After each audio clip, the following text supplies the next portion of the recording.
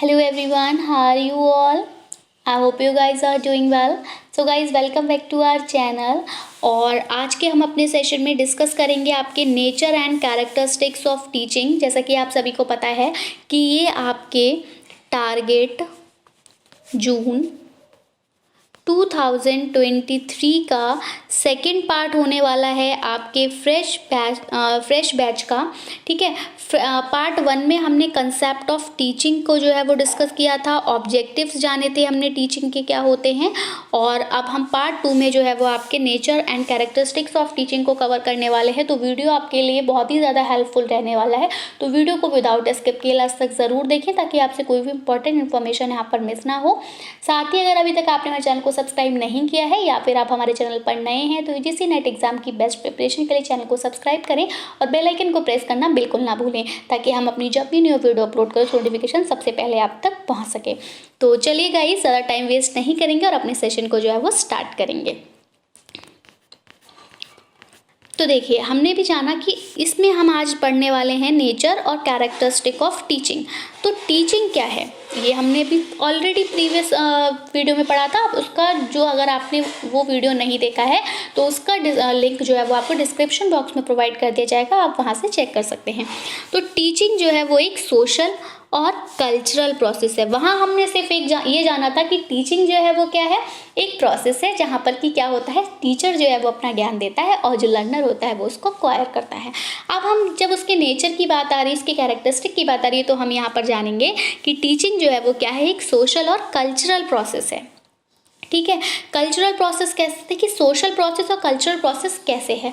सामाजिक प्रक्रिया ऐसे है कि आप जब स्कूल में जाते हो, ठीक है, तो वहाँ आप क्या करते हो, एक समाज का, एक कम्युनिटी का निर्माण करते हो, है ना।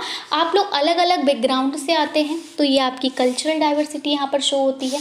जब आप स्कूल में पहुँचते हो, ठीक है, एक स्कूल में जब आप पहुँच रहे हैं तो वहाँ पर आपके एक क्लास में टोटल नंबर ऑफ स्टूडेंट कितने होंगे, 30 to 40 स्टूडेंट आपको एक सिंगल क्लास में देखने को मिलते हैं, जिसमें आपको अलग अलग धर्म के लोग दिखाई देंगे।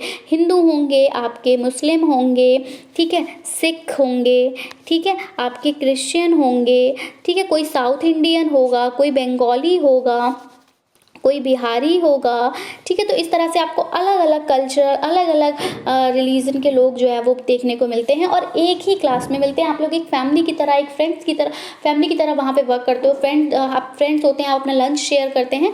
तो टीचिंग में क्या है, ये टीचिंग इसी वजह से क्या है, एक सोशल और कल्चरल प्रोसेस है which is planned in order to enable an individual to learn something in his life. जो क्या करता है, का जो उद्देश्य है या फिर इसको इस उद्देश्य के साथ बनाया गया है कि जहाँ पर एक व्यक्तिगत तरीके से क्या कर सके, सीख सके अपनी लाइफ पे कुछ, ठीक है, उसको कुछ सीखने के लायक बनाने के लिए जो है वो टीचिंग जो है वो लाई गई। We can describe the nature and characteristic of teaching in the following ways. हम शिक्षण की जो प्रकृति है उसकी जो विशेषताएं हैं उनको फॉलोइंग वेज में जो है वो डिस्क्राइब कर सकते हैं। अब वो वेज कौन कौन सी हैं उनको देखेंगे।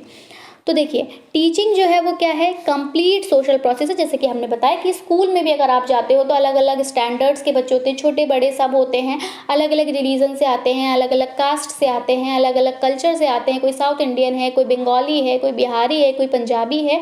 तो ये सब आप एक क्या बनाते हैं, एक सोशल कंस्ट्रक्ट एक कम्युनिटी बनाते हैं, तो इसलिए वो सोशल प्रोसेस हो जाती है। Teaching is undertaken for society and by society. Teaching जो है वो सोसाइटी के लिए होती है और सोसाइटी के द्वारा होती है। With ever changing social ideas, जिसमें सोशल आइडियाज़ को क्या किया जाता है, चेंज किया जाता है। It is not possible to describe the exact and permanent nature of teaching. तो यहाँ पर ये पॉसिबल नहीं है कि हम एक स्थायी नेचर बता सके कि शिक्षण की जो है वो प्रकृति क्या है। हम कह सकते हैं कि शिक्षण की प्रकृति जो है वो सामाजिक भी है कि कल्चरल भी है, ठीक है। Next, teaching is given information. Teaching क्या देती है, इंफॉर्मेशन देती है। Teaching tells students about the things they have to know, ठीक है। टीचिंग बताती है चिल्ड्रंस को उन चीज़ों के बारे में जो कि उनको जाननी चाहिए। And student can not find out them self, और स्टूडेंट मतलब उनको खुद से जो है वो नहीं पता लगा सकते। अगर आप मुझे बताइए, अगर आप स्कूल नहीं जाओगे, आपका एक पर्टिकुलर सिलेबस नहीं होगा, तो आप कहाँ से स्टार्ट करेंगे और कहाँ ख़त्म करेंगे अपनी स्टडी को, बताइए। अगर आप ये जो आपकी यूजीसी नेट एग्ज़ाम है इसकी आप प्रिपरेशन कर रहे हो, अगर आपको इसका सिलेबस ही ना पता हो तो आप कहाँ से स्टार्ट करेंगे और कहाँ ख़त्म करेंगे।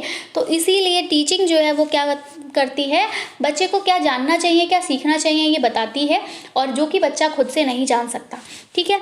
Communication of knowledge is an essential part of teaching. अब सबसे बड़ी बात आ जाती है, जब नॉलेज की बात आती है, जब आपकी टीचिंग की बात आती है, तो यहाँ कम्युनिकेशन जो है वो एक इम्पॉर्टेंट हो जाता है, क्योंकि अगर कम्युनिकेशन नहीं होगा तो नॉलेज का जो है वो ट्रांसफ़र कैसे होगा। कम्युनिकेशन क्या है, तो कम्युनिकेशन की आपके यूजीसी नेट एग्ज़ाम के लिए सेपरेट वीडियो है, वहाँ पे हम इसको ऑलरेडी मतलब डिस्कस कर भी चुके हैं और आगे भी डिस्कस करेंगे। बट यहाँ मैं बता दूं कि कम्युनिकेशन में क्या होता है, इंटरेक्शन होता है। यहाँ पर क्या होता है, व्हेन 2 और मोर देन 2 पर्सन्स क्या करते हैं, अपने आइडियाज़ को, अपने बिलीव्स को जो है वो चेंज करते हैं, उनका आदान प्रदान करते हैं अपनी इंफॉर्मेशंस का, तो वो कम्युनिकेशन के अंतर्गत आता है। तो कम्युनिकेशन जो होता है नॉलेज का, कि नॉलेज का भी जो आदान प्रदान होता है वो एक इसेंशियल पार्ट होता है आपकी शिक्षण का, आपकी टीचिंग का। Teaching is an interactive process. Teaching जो है वो एक इंटरेक्टिव प्रोसेस है, एक आकर्षण प्रक्रिया है, ठीक है। आप बच्चे जो है वो टीचर की तरफ आकर्षित होता है, और जब टीचर पढ़ा रहा होता है तो वो बच्चे की तरफ आकर्षित होता है। टीचिंग जो है वो एक इंटरेक्टिव प्रोसेस है between the student and the teaching sources. हाँ, ये भी हम कह सकते हैं कि जो छात्र होता है, अब मान लीजिए आपको ब्लैक बोर्ड पर पढ़ाया जा रहा है, तो आप कुछ स्टूडेंट ऐसे होंगे जो वहाँ पर ब्लैक बोर्ड पर लिखने का जो तरीका है वो देख रहे हैं टीचर का, उसकी तरफ प्रभावित हो रहे हैं। कोई ब्लैक बोर्ड कलर पे प्रभावित हो रहा है, कोई मार्कर कलर पे प्रभावित हो रहा है, या फिर अगर आपको विजुअल एड्स प्रोवाइड किए जा रहे हैं तो वहाँ आप उनसे प्रभावित हो रहे हैं, उनसे उनकी तरफ इंटरेक्ट हो रहे हैं, आपको मतलब पिक्चर्स दिखाई दे रही हैं एंड ऑल।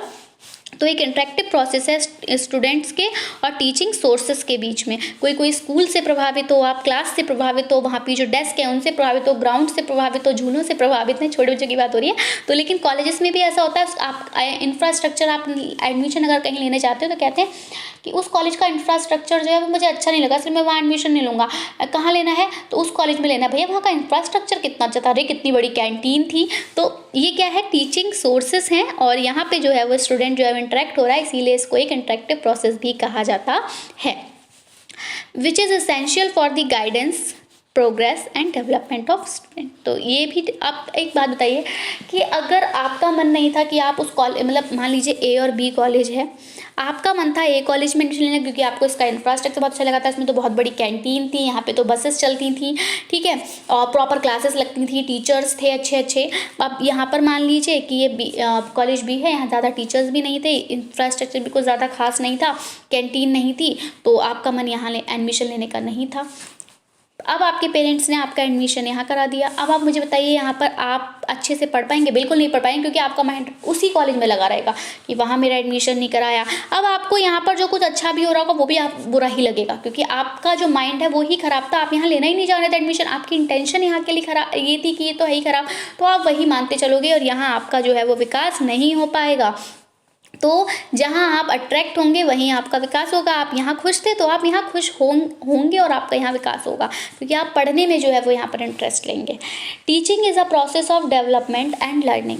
तो टीचिंग जो है वो आपकी डेवलपमेंट और लर्निंग की एक प्रोसेस है। तो याद रखते चलिएगा, ये जो पॉइंट्स आपको बताए जा रहे हैं, अगर आपको कहीं भी क्वेश्चन दिखाई देता है तो आपको ध्यान में रखते चलना है कि आपको डेवलपमेंट पर ध्यान देना है, आपको एनवायरनमेंट पर ध्यान देना है, आपको इंटरेक्टिव कैसे हो रही है कोई भी चीज़ उस पर ध्यान देना है, और इस बेस को आपको मतलब इन कुछ बेसिस को आपको ध्यान में रखते हुए क्वेश्चन का आंसर करना है, ठीक है। Teaching causes a change in behaviour. बिल्कुल, आपको जिस भी क्वेश्चन आपको कोई दिया जाए और उसमें आपका आंसर में बिहेवियर में चेंज मिल रहा है तो आपको वो आंसर मार्क करना है, ठीक है। Teaching is art as well as science. Teaching एक कला भी है और टीचिंग एक विज्ञान भी है। तो ये पॉइंट्स इंपॉर्टेंट है, आपको याद रखने हैं। Teaching is face to face encounter. बिल्कुल, teaching face to face encounter है।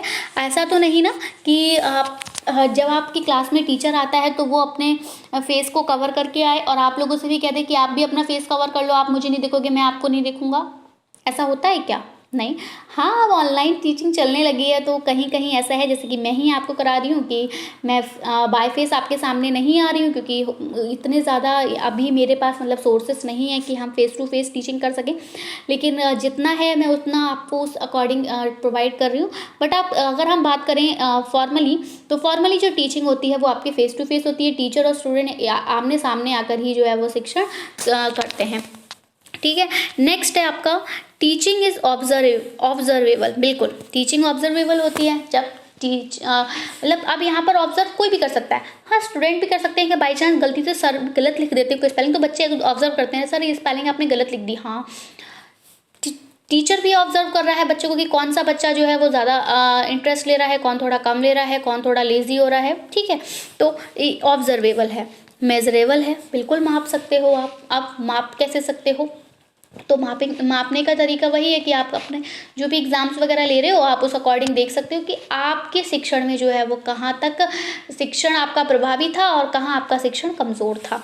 मॉडिफिएबल, और फिर आप जो है वो उसमें चेंजेस ला सकते हो। ठीक है, अब आप अपने देखेंगे कि भैया प्रॉब्लम आ रही थी बच्चे को मैथ्स में, तो भैया बच्चे मैथ्स में कहाँ प्रॉब्लम आ रही थी वो आप पता लगाएंगे, फिर आप चेंज करेंगे वहाँ पर उस प्रोसेस को। मान लीजिए आप सिर्फ क्वेश्चन मतलब बच्चे को फॉर्मूला बता के सवाल सॉल्व करवा रहे थे, वो नहीं कर पा रहा था कनेक्ट, तो अब आप उसको क्या करेंगे कि उसके लाइफ से कनेक्ट करेंगे पहले उन चीज़ों को और उसके बाद उसको समझाएंगे, वो ज़्यादा बेहतर तरीके से समझेगा। तो आपको कहाँ चेंज करना है और चेंज करने के बाद आप उस चेंज को अप्लाई करेंगे जानने के बाद।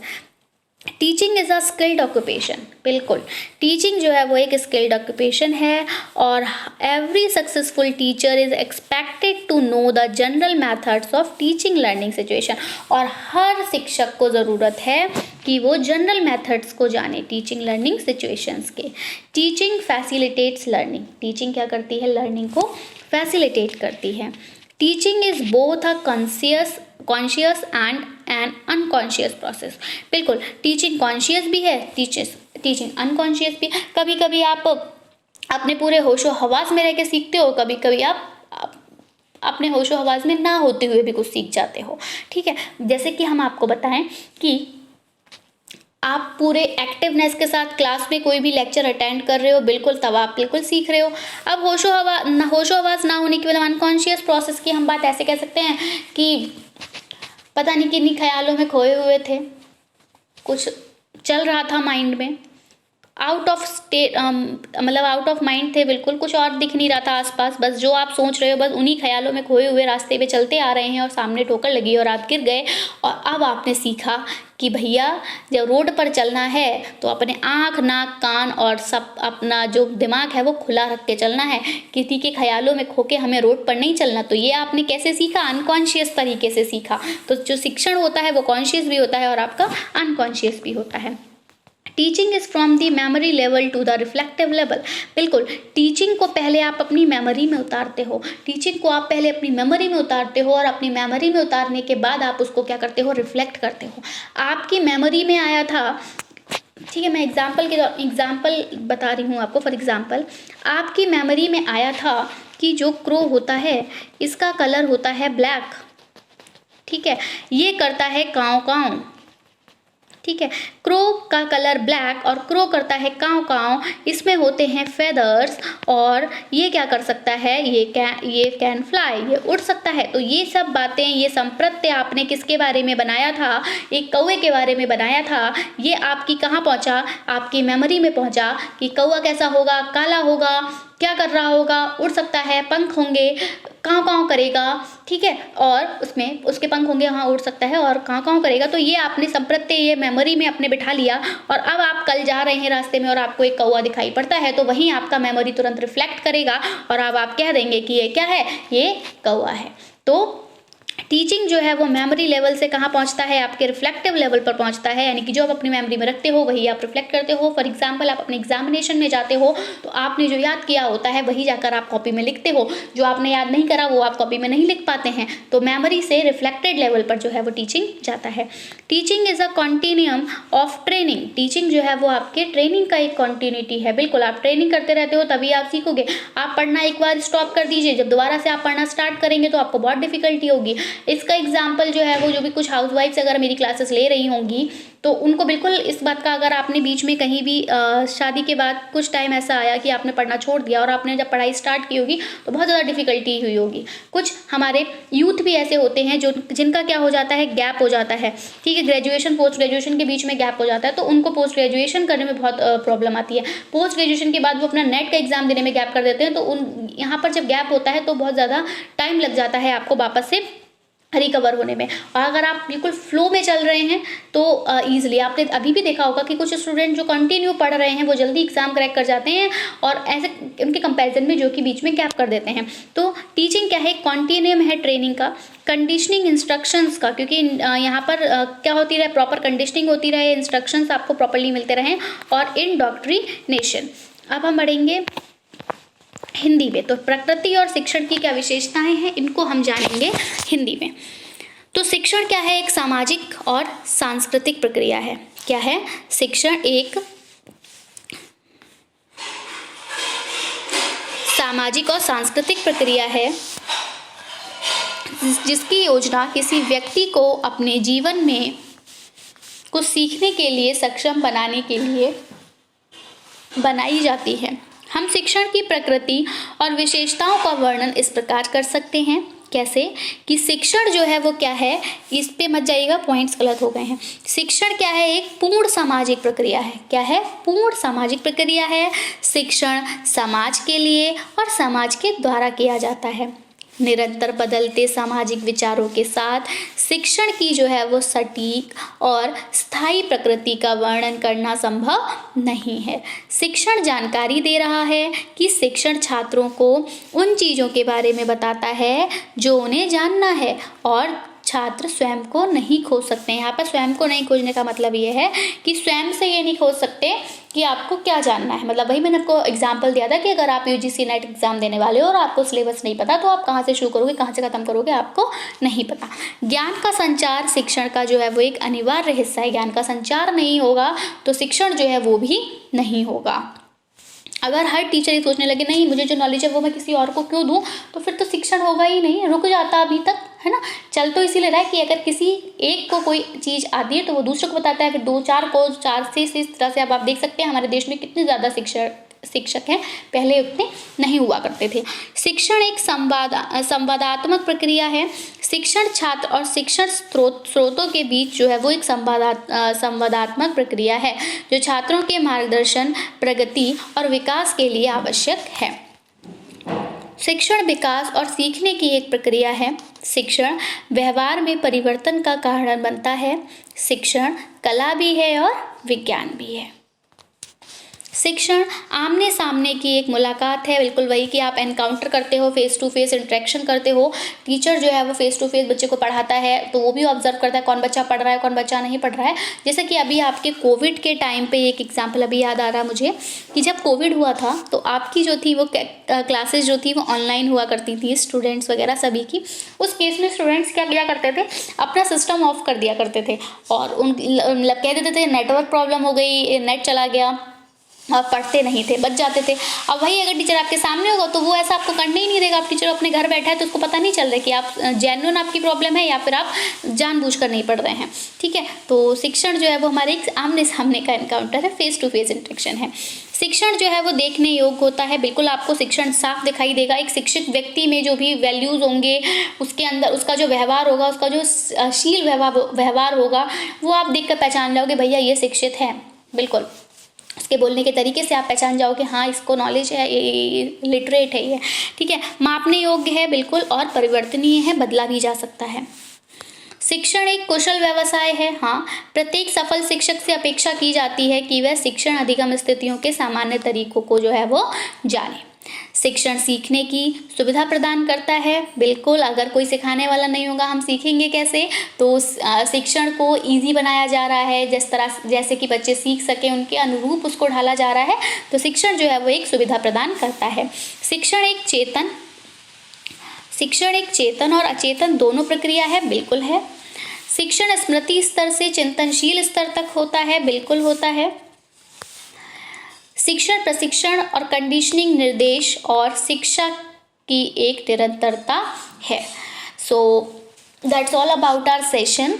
और आई होप आपको सेशन पसंद आया होगा। सेशन पसंद आया हो तो वीडियो को लाइक करें और हमारे चैनल को सब्सक्राइब करें। एंड अगर आपकी कोई भी क्वेरी है तो आप हमसे कमेंट सेक्शन में पूछ सकते हैं। प्रीवियस वीडियो का लिंक आपको डिस्क्रिप्शन में मिल जाएगा, वहाँ से चेक कर सकते हैं।